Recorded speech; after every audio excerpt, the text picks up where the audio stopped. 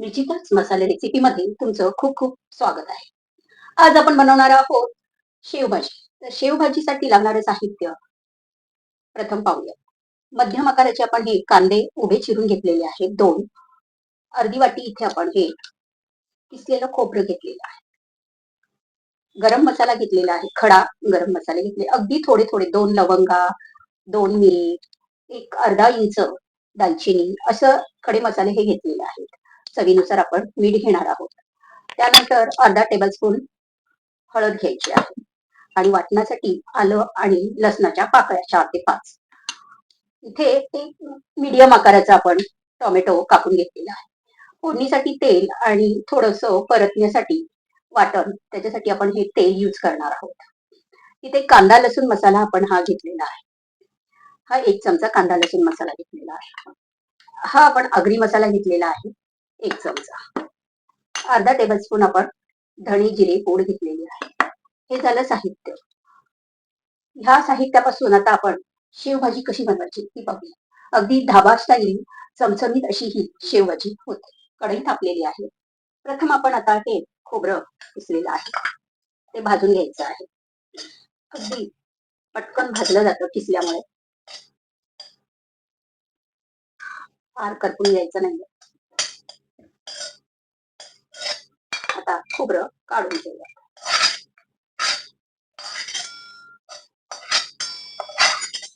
त्यानंतर उभा चिरलेला कांदा तो घालून घ्यायचा आहे आणि छानपैकी परतून घ्यायचा आहे.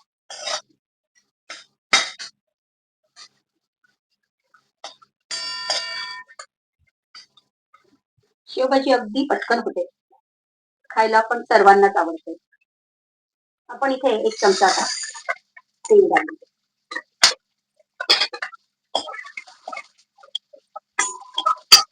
कांदा पटकन आता परतून होऊन जाईल. गुलाबी कलर आता कांदा झाला की आता आपण त्याच्यामध्ये आलं आणि लसूण घालून घ्यायचं.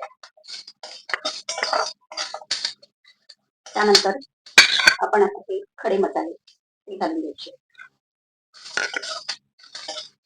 कांद्याचा कच्चेपणा पहिल्यांदा आपण परतून छानपैकी घेतल्यामुळे तो कच्चेपणा गेला. मग त्यानंतर आता हे आपण टोमॅटो घातलेला आहे.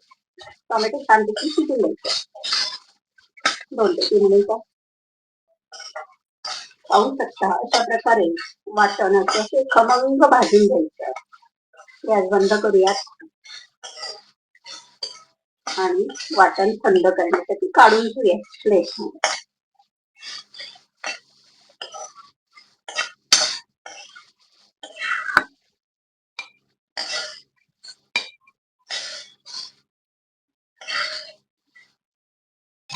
मिक्सरच्या भांड्यामध्ये प्रथम आपण आता हे किसलेलं भाजलेलं खोबरं घालून घ्यायचं.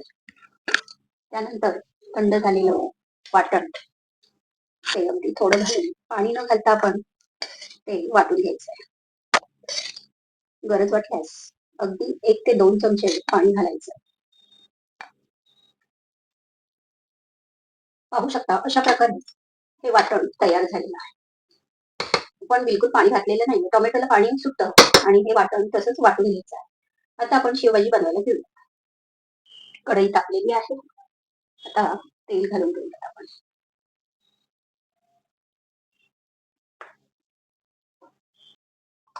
छानपैकी तेल तापलेलं आहे आणि आता हे वाटण त्याच्यामध्ये घालून घ्यायचं.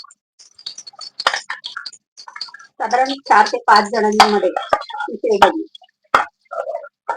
छानपैकी वाटण छानपैकी परतून घ्यायचं तेलामध्ये. त्याचा पूर्ण कच्चेपणा निघून जायला हवा.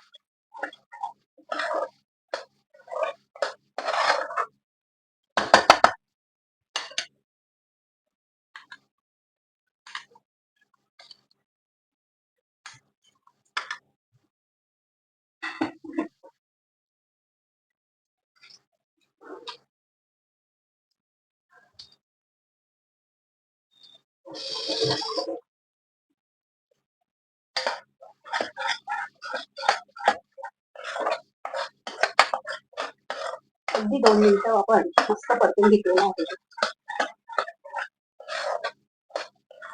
आणि थोडंसं तेल सुटायला लागलं की आपण त्याच्यामध्ये मसाले घालणार.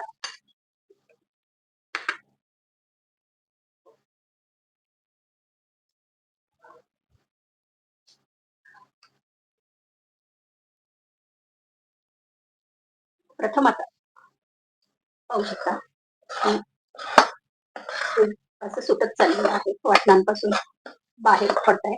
तर आता आपण कांदा लसूण मसाला,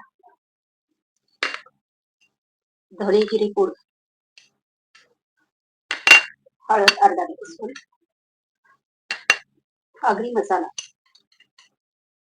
सगळं घालून आपण परतून घ्यायचं छान.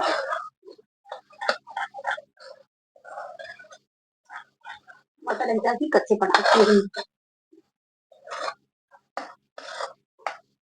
आणि आता आपण अगदी गरम पाणी केलेलं आहे, तर पाहिजे त्या प्रमाणामध्ये आपण गरम पाणी घालू. आपल्याला किती पातळ आहे त्या प्रमाणात पाणी आपण घालून घ्यायचं. प्रथम आपण मिक्स करूया वाटण.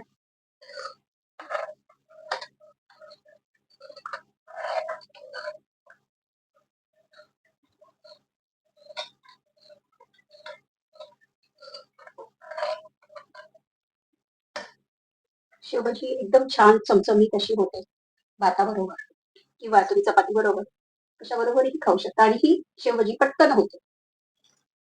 अशाच नवनवीन रेसिपी पाहण्यासाठी निशिताच मसाले या रेसिपी चॅनलला अजूनही सबस्क्राईब केलं नसेल तर सबस्क्राईब करा. चवीनुसार मीठ घालून घेतलेलं आहे.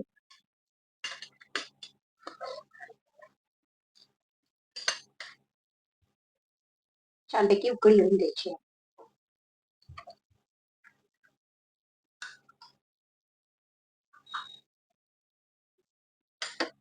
पहा उकळी येत चालली आणि कसं तवंग आलेला आहे. ही तरी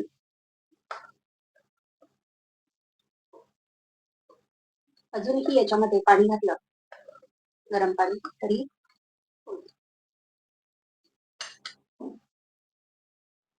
आता ही उकळी आलेली आहे. आपण झाकण ठेवून 2 ते 3 मिनिटं आपण ही शिजवून द्यायची आहे. शेवभाजीचा तरीदार रस्सा तयार झालेला आहे.